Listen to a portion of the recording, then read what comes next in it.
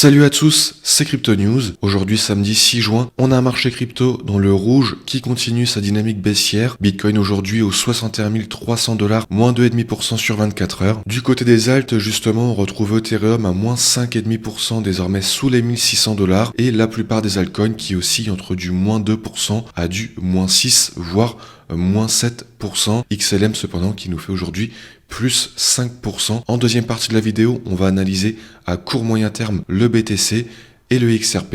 Et avant ça, on va voir l'actualité du jour.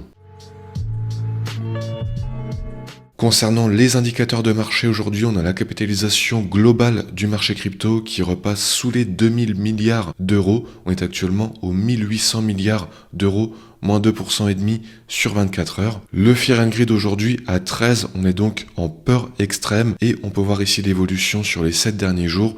Pour le BTC de moins 15% et sur la plupart du marché, on oscille entre du moins 15 et du moins 25%. Concernant l'actualité, on a tout d'abord une faille critique dans Zcash qui aurait pu permettre de créer une quantité illimitée de jetons ZEC et ce tout en passant potentiellement inaperçu.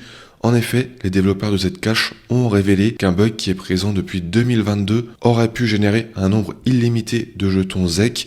Il est actuellement impossible de savoir si cette faille a été exploitée ou non, et cette vulnérabilité a été découverte le 29 mai dernier et ça a été corrigé le 1er juin dernier. Cette mauvaise nouvelle a entraîné une chute de près de 30% du jeton ZEC sur 24 heures. On poursuit avec un signal historique qui s'est déclenché sur Bitcoin. En effet, pour la première fois depuis plusieurs mois, on a davantage de Bitcoin qui sont détenus en perte que de Bitcoin qui sont détenus en profit. Et historiquement, lorsque l'on rencontre ce type de croisement, on est généralement sur des points bas sur le cycle du BTC. On poursuit avec cette fois-ci Michael Saylor, donc le CEO de Strategy, qui explique la baisse des cryptos et la sous-performance des cryptos par rapport notamment au Nasdaq, qui peut s'expliquer par une rotation des capitaux vers l'IA. En effet, la plupart des institutionnels et des flux sur BTC seraient vendeurs pour aller acheter des positions tech et notamment des positions en lien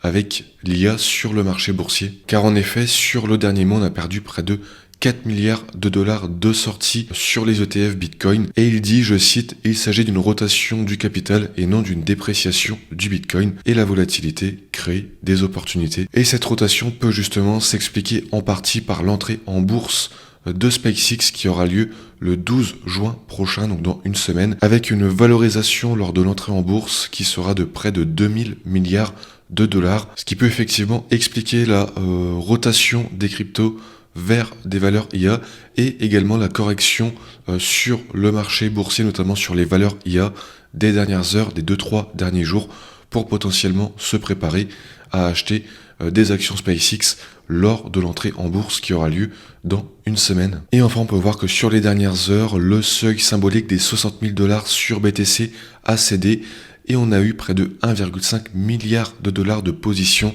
qui ont été liquidées en près de 24 heures. Sur Polymarket, on peut voir qu'il y a 67% de chances que le BTC touche les 50 000 $ d'ici la fin de l'année 2026. On poursuit sur le graphique du BTC en échelle de temps journalière. On a actuellement un prix de 61 100 $ et on a pris ici sur les 5 derniers jours une performance négative de moins 17%. Et si on va un petit peu plus loin, donc si on prend la performance ici du top au 6 mai dernier jusqu'au prix actuel, on est sur du moins 26%. Grosse correction donc sur le mois de mai et notamment depuis le 1er juin sur le cours du BTC.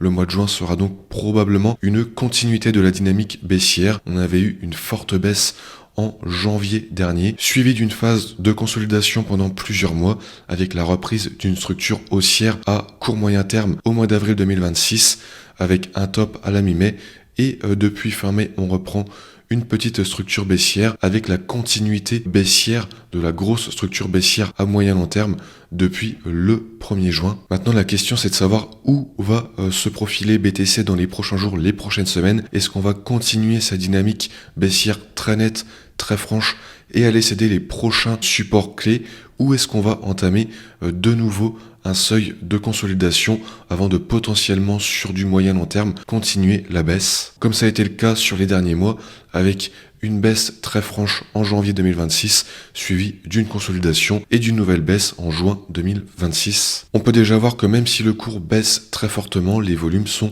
bien inférieurs à la baisse qu'on a eue en janvier 2026. Et concernant les supports, on est venu retester hier le gros support clé des 59 800 $. Si on vient faire une clôture journalière dans les prochains jours sous ce niveau, on pourrait confirmer la cassure de ce support. Et ensuite, j'ai détecté deux supports clés avec tout d'abord le support des 55 000 $ et un peu plus bas, le support clé et psychologique des 50 000 $. A contrario, pour envisager un scénario de consolidation comme ce qu'on a connu sur les derniers mois, on viendrait trouver une borne basse, potentiellement ce support des 59 800 $ et une borne haute, potentiellement ici on a un support clé qui a cédé le 3 juin les 65 000 $ qui sont donc maintenant une résistance. On pourrait potentiellement envisager un scénario de consolidation avant d'aller potentiellement dans quelques jours, quelques semaines, casser soit la résistance, soit le support, même si je le rappelle, on est sur une structure baissière à moyen long terme depuis novembre 2025, donc la cassure baissière serait un scénario à privilégier pour ensuite continuer la dynamique baissière en vue des prochains supports. C'est le premier scénario à retenir, ou deuxième scénario serait de continuer cette baisse très franche sur les prochains jours en allant valider la cassure du support des 59 800 $ et en se dirigeant ensuite probablement vers les 55 000 $. Sur du plus court terme, en échelle de temps, 1 heure, on a donc un range qui s'est formé sur du très court terme sur les dernières 24 heures avec en borne haute les 62 000 $ qu'on est venu retester hier soir et en borne basse le point bas actuel aux 59 100 $. C'est le range qui tient pour le moment. On va voir durant les prochaines heures si on continue de consolider ou bien si on a potentiellement un retest en vue d'une cassure baissière pour continuer la dynamique baissière sous les 59 000 $ avec le prochain support clé des 55 000 $. Il serait pertinent d'avoir un scénario avec un week-end de consolidation en vue de reprendre la structure baissière dès lundi. Concernant le XRP, ici en échelle de temps journalière, on a un prix actuel au 1,09$. Comme pour BTC sur les 5 derniers jours depuis le 1er juin, on est sur une baisse assez significative.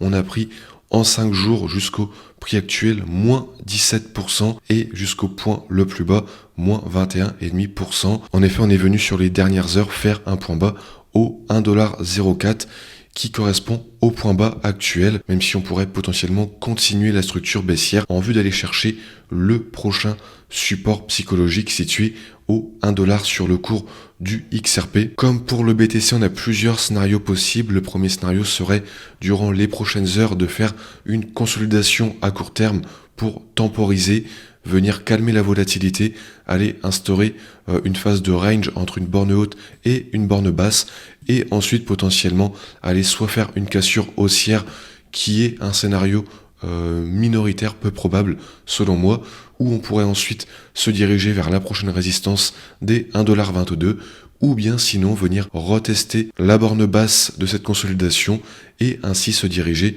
vers le prochain support situé au 1$. Ou le deuxième scénario serait dès les prochaines heures de continuer cette impulsion baissière très forte et de se diriger directement d'ici les prochaines heures au 1$ sur le cours du XRP. On peut voir qu'on a des volumes baissiers qui augmentent de jour en jour. Donc l'impulsion baissière pourrait très bien continuer sur les prochaines heures. D'autant plus que la purge et la liquidation des contrats dérivés pourraient bien sûr amplifier, comme c'est déjà le cas sur les derniers jours, amplifier la baisse du mouvement et expliquer potentiellement une baisse très nette au 1$ d'ici les prochaines heures. C'est tout à fait envisageable puisqu'on a énormément de volatilité à court terme sur les derniers jours sur le cours du XRP, comme c'était le cas sur le dernier gros mouvement baissier qu'on avait eu en janvier dernier, où on était repassé en quelques jours ici des 1,90$ au 1,12$ et même sur du un petit peu plus long terme sur l'espace du 5 janvier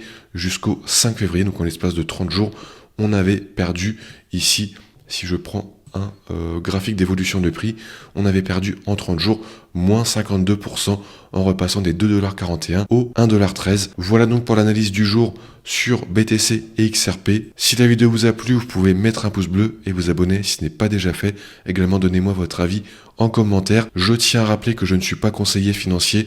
Faites vos propres recherches avant tout investissement. Et l'investissement en crypto-monnaie comporte des risques, donc investissez que ce que vous pouvez vous permettre de perdre. Ceci étant dit, je vous dis à plus pour une nouvelle vidéo.